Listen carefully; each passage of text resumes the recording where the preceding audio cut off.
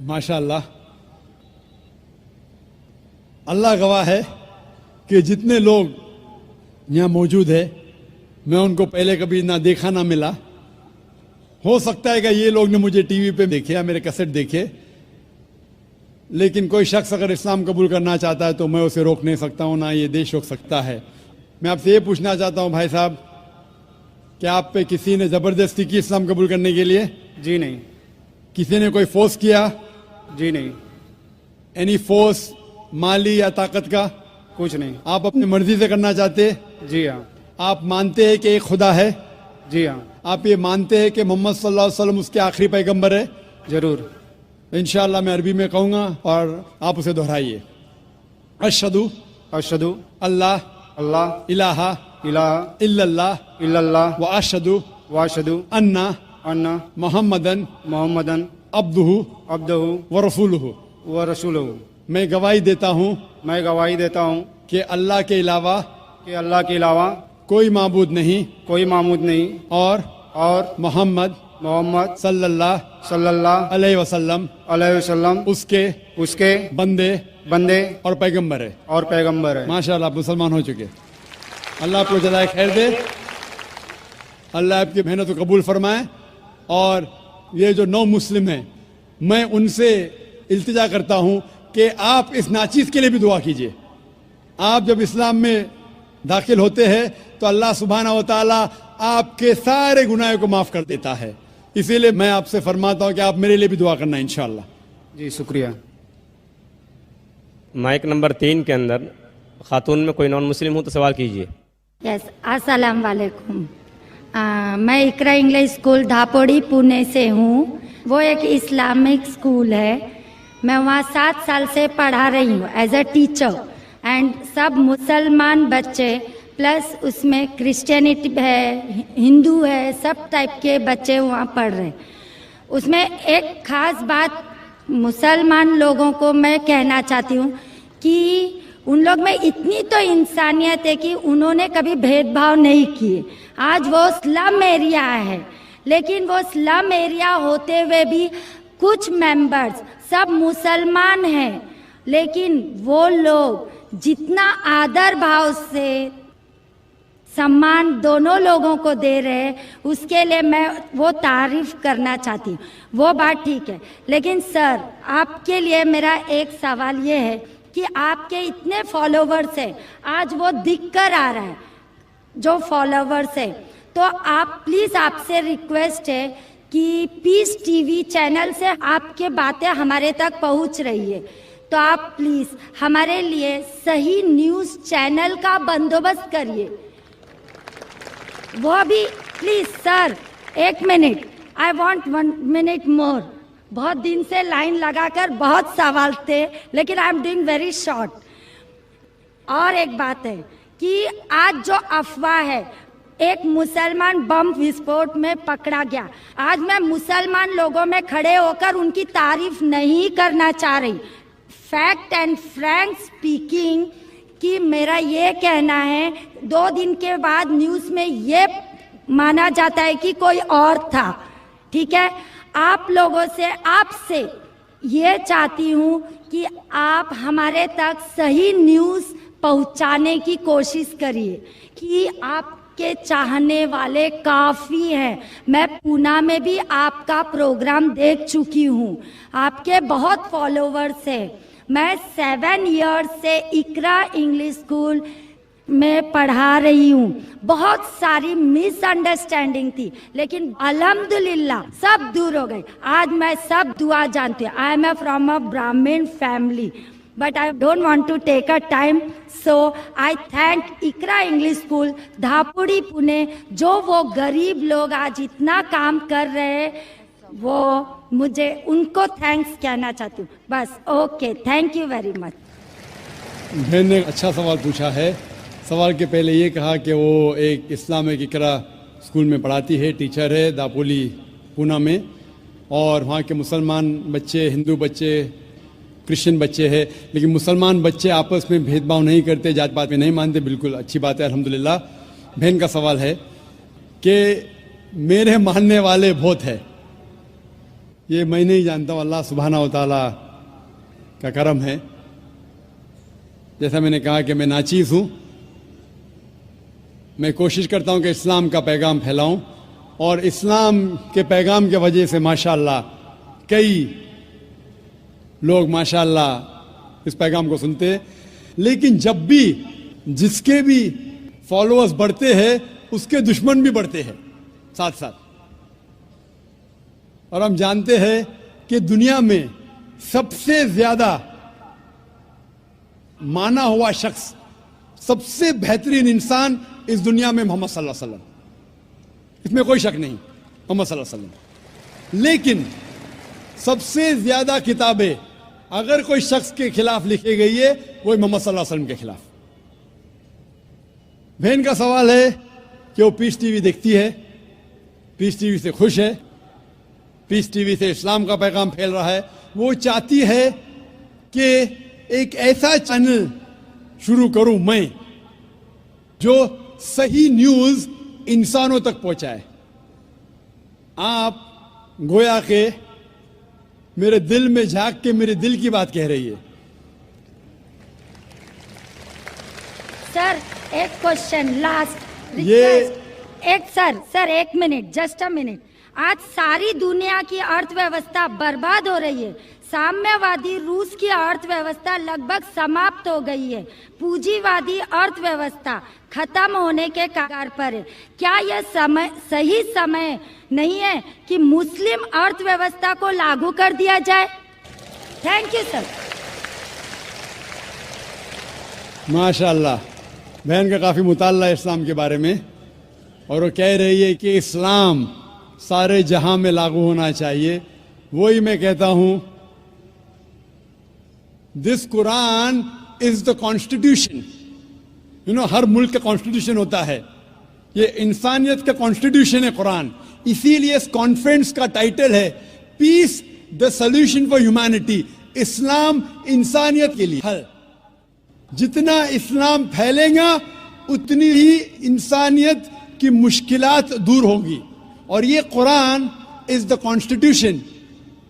अगर ये कॉन्स्टिट्यूशन सारी दुनिया में लागू हो जाएगा, इंशाअल्लाह इस दुनिया के इंसानियत की सारी मुश्किलात दूर हो जाएंगी। आपने जैसे फरमाया कि एक न्यूज चैनल होना चाहिए, यह मेरी ख्वाहिश है। कई साल पहले ख्वाहिश थी कि एक इस्लामिक चैनल शुरू करूं, और जानता हूं कि इस्लामिक चैनल शुरू करना ये कोई खाने की बात नहीं, इट्स एन हरक्यूलियन टास्क। शुरू करने के बाद इस्लाम के मुताबिक, कुरान और हदीस के मुताबिक चलाना तो और मुश्किल काम है। ये अल्लाह ताला, और मैं हमेशा समझता हूं कि अगर जो भी चीज आप करना चाहते, आपको जो भी अल्लाह ताला ने दिया है वसाइल, उससे शुरू करो। आपके पास 100 रुपया, शुरू करो, रुको मत। जब वसाइल आएंगे तो शुरू करूंगा। हमने शुरू किया हमारे इदारे के जरिए, अल्लाह ताला ने हमारी मेहनत को कबूल फरमाया। अभी एक पीस टीवी माशाअल्लाह है, जो तकरीबन 3 साल पहले शुरू हुआ, 2 साल 10 महीने, और अल्लाह की मदद है अल्हम्दुलिल्लाह सुम्मा अल्हम्दुलिल्लाह। ये पीस टीवी अभी सारी दुनिया में मौजूद है। 3 महीने पहले सिर्फ साउथ अमेरिका में मौजूद नहीं था, अल्लाह की मदद से 3 महीने से साउथ अमेरिका में भी मौजूद है। क्योंकि साउथ अमेरिका में अंग्रेजी बहुत कम लोग बात करते हैं, क्यों हम कोशिश करें, लेकिन अल्लाह ताला ने वो भी कर दिखाया अल्हम्दुलिल्लाह। और हमारा इरादा है कि एक पीस नेटवर्क हो, और उस पीस नेटवर्क में एक चैनल पीस न्यूज भी हो। मैं चाहता हूं कि आप दुआ करें, एक ऐसा चैनल हो जो सही न्यूज दे। अक्सर channel, news channel, they are governed by politicians. जो न्यूज चैनल की आमदनी है, they behave like groups supporting political parties और डिफरेंट व्यू पॉइंट्स। कोई भी चैनल लो आप, उनकी जो आमदनी है वो एडवर्टीजमेंट नहीं है, दे आर प्रेशर ग्रुप्स। और मैं जानता हूं, जैसे मैं तकरीर में कहा था, इस टेररिज्म मुस्लिम मोनोपोली, क्या आतंकवाद मुसलमान की विरासत है, पुनः मैं आपने सुना होगा।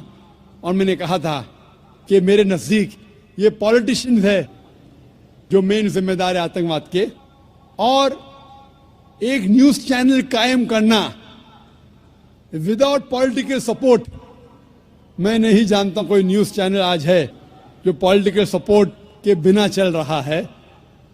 न्यूज चैनल कायम करना बहुत मुश्किल है।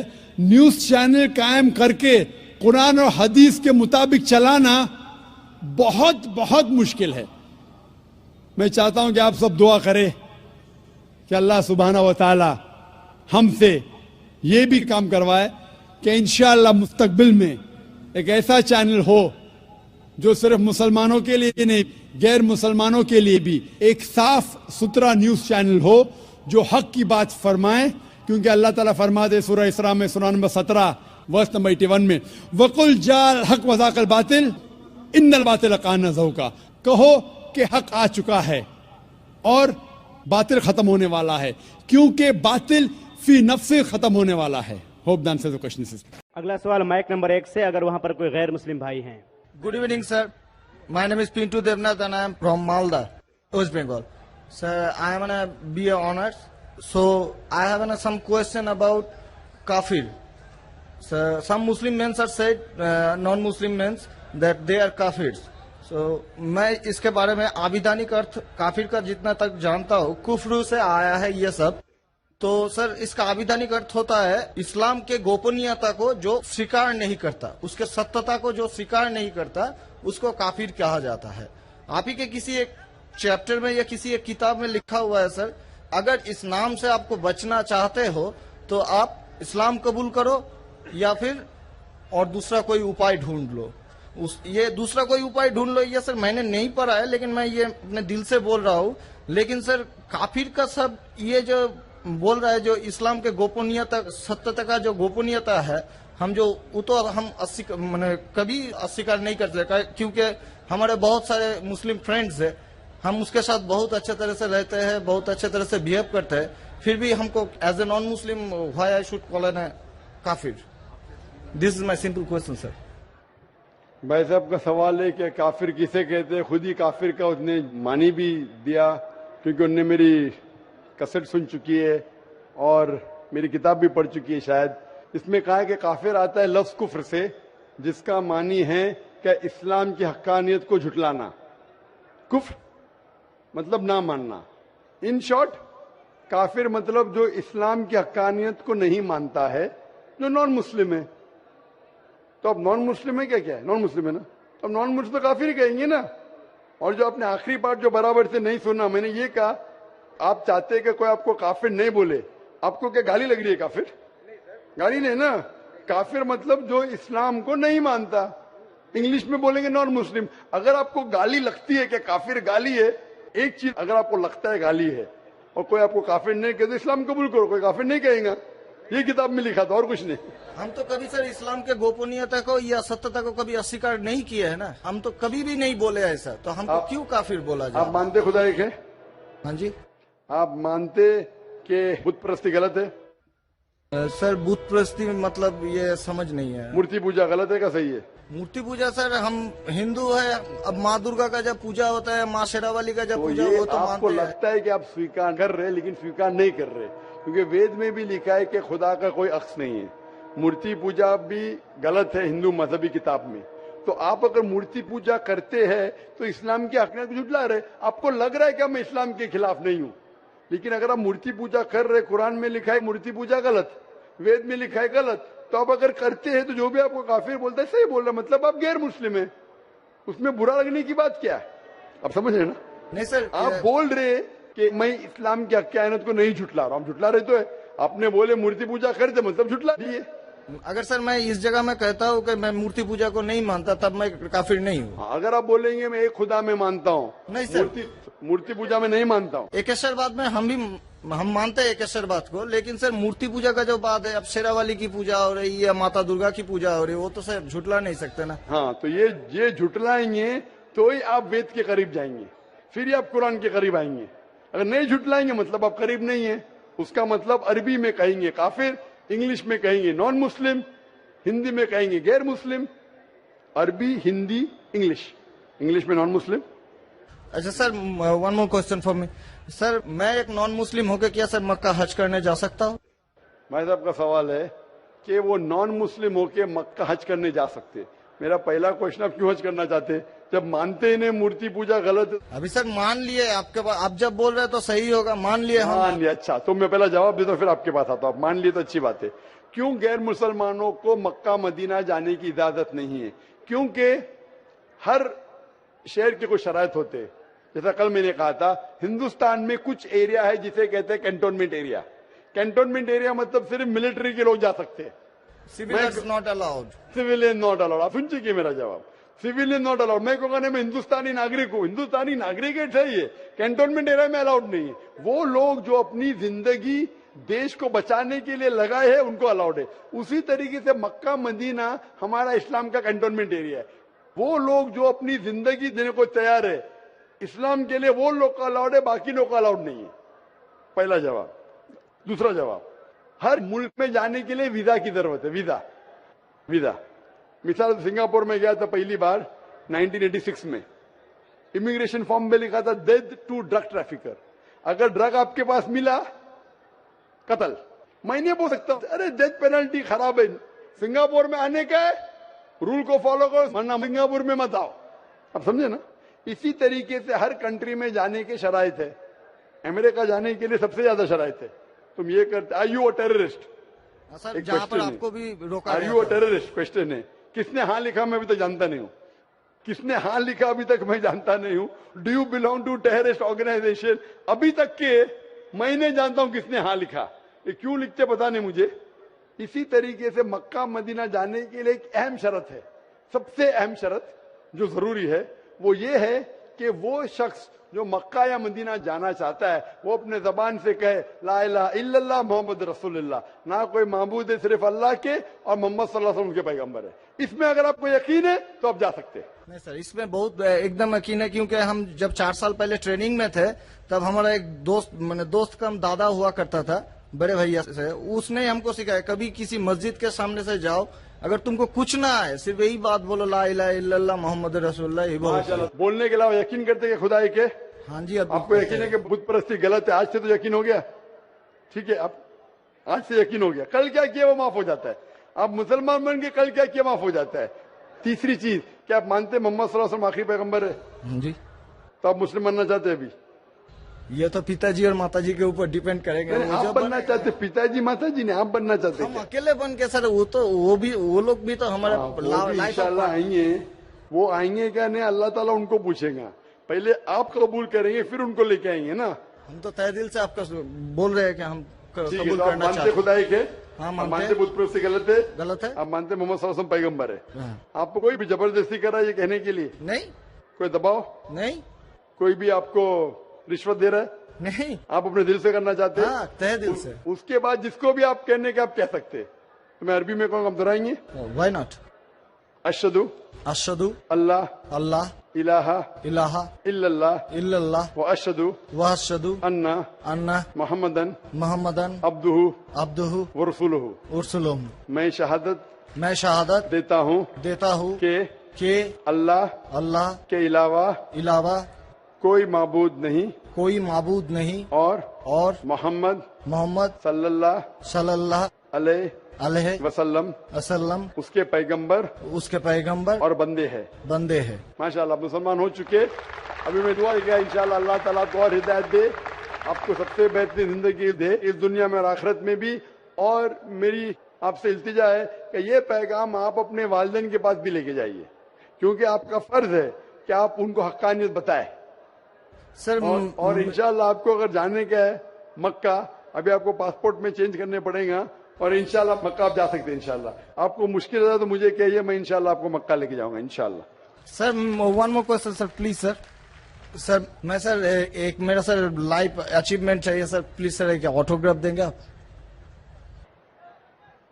इंशाल्लाह अगर कोई पेपर आपके पास है पहने तो इंशाल्लाह मैं आपको दे देता हूँ इंशाल्लाह।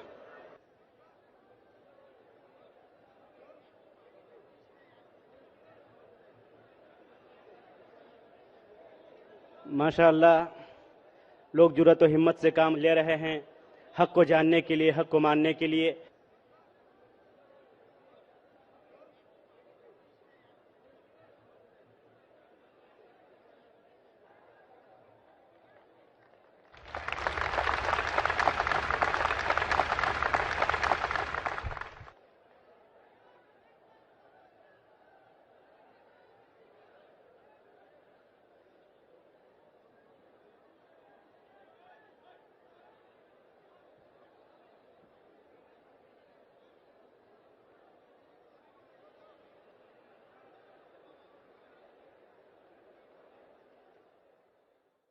अगला सवाल माइक नंबर 3 से। अगर कोई है माइक नंबर 2 पर, वहां पर अगर कोई गैर मुस्लिम भाई हैं तो अपना सवाल कर सकते हैं। माइक नंबर 2 से। मैं श्यामा मंडल प्राइमरी स्कूल का टीचर हूं। मैं मालदा डिस्ट्रिक्ट से आया हूं। मेरा मन में बहुत दिन से कुछ सवाल है मेरा धर्म के प्रति, और जो स्वर्ग और नर्क के बारे में बार बार बोला जाता है, ये सचमुच क्या स्वर्ग और नर्क कहीं पर है? ये मैं जानना चाहता हूं। या ये डर है जो इंसान को गलत काम करने से रोकता है? इसके बाद मूर्ति पूजा के कारण रामदेव बाबा जी बोलते हैं, श्री श्री रविशंकर भी बोलते हैं कि मूर्ति पूजा, जैसे कि जो मूर्ति है जो अपना कर्म किया है, पहले धर लीजिए कि हम लोग कृष्ण को मानते हैं, तो कृष्ण ने जितना कर्म किया है, अगर हम मूर्ति को देखते हैं तो उसको गुण जो है वो हमें याद आने लगता है। तो ये पॉजिटिव बोलते हैं कि मूर्ति को देखने से उसके अंदर में जो अच्छाई गुण था वो हम में जाग जाता है और हम वैसा ही बनना चाहते हैं, अच्छा बनना चाहते हैं। मैं साहब ने 2 सवाल पूछा है। पहले सवाल ये है कि क्या स्वर्ग और नरक असली में है या सिर्फ डर पैदा करने के लिए इंसानों के लिए है? स्वर्ग और नरक असली है, जन्नत और जहन्नम असली है, और असली चीज भी डर पैदा करती है। जरूरी नहीं कि वो बनावटी होना चाहिए, असली है। और इसमें जो लोग गलत करेंगे वो नरक में जाएंगे, जो अच्छा काम करेंगे स्वर्ग में जाएंगे। जहां तक कि दूसरा सवाल है कि रामदेव बाबा और श्री श्री रविशंकर कहते हैं कि श्री कृष्ण को जब उसकी तस्वीर को देखते हैं, मूर्ति को देखते हैं, जो अच्छे काम किए वो याद आते हैं और आप उनके जैसा बन जाते हैं। ये कह रहे श्री श्री रविशंकर और रामदेव बाबा। आप श्री श्री रविशंकर में मानेंगे या वेद में मानेंगे? वेद कहती है, यजुर्वेद चैप्टर नंबर 32 वर्ष नंबर 3, न तस्य प्रतिमा अस्ति, उस ईश्वर की प्रतिमा नहीं। लिखा है शतशतर उपनिषद में चैप्टर नंबर 4 श्लोक नंबर 19, न तस्य प्रतिमा अस्ति, उस ईश्वर की कोई प्रतिमा नहीं, कोई अक्ष नहीं, कोई फोटोग्राफ नहीं, कोई पेंटिंग नहीं, कोई पिक्चर नहीं, कोई आइडल नहीं, कोई स्टैच्यू नहीं। तो आप श्री श्री रविशंकर की बात मानेंगे या वेद की बात मानेंगे? अगर आप श्री श्री रविशंकर की बात मानते हैं और वेद की बात को छोड़ देते हैं तो आप श्री रविशंकर के चेले बनते हैं, लेकिन वेद के नहीं। मैं भी अगर कुछ कुरान के खिलाफ बात करूं तो मुझे छोड़ दीजिए। मैं हमेशा कुरान का हवाला देता हूं। कुरान अल्लाह की किताब है, तो कुरान का हवाला देके कुरान की बात करता हूं तो मानो। अगर कुरान को मैं छोड़ दूंगा तो मेरी बात भी मत मानो। जो कुरान और सही हदीस के खिलाफ बात करता है, कितना भी बड़ा आलिम हो, उसकी बात मत मानो। उसी तरीके से मैं जो बात कर रहा हूं वेद की बात कर रहा हूं। तो अगर वेद की बात टकराती है श्री श्री रविशंकर से, रामदेव बाबा से, और मेरा डिबेट हो चुका है श्री श्री रविशंकर के साथ, मेरा डिबेट श्री श्री रविशंकर के साथ हो चुका है बैंगलोर के अंदर। और वो डिबेट देखिए आप, वो डिबेट का मौजू था concept of God in Hinduism and Islam in the light of the scriptures. Means धर्म की जितनी किताबें हैं उनकी रोशनी में खुदा का क्या तस्वुर है इस्लाम और हिंदुइज्म में। और मैंने इतने हवाले दिया वेद के, हिंदू धर्म क्या कहता है। आप वो डिबेट देखिए और आप ही फैसला कीजिए कौन हक के ऊपर है।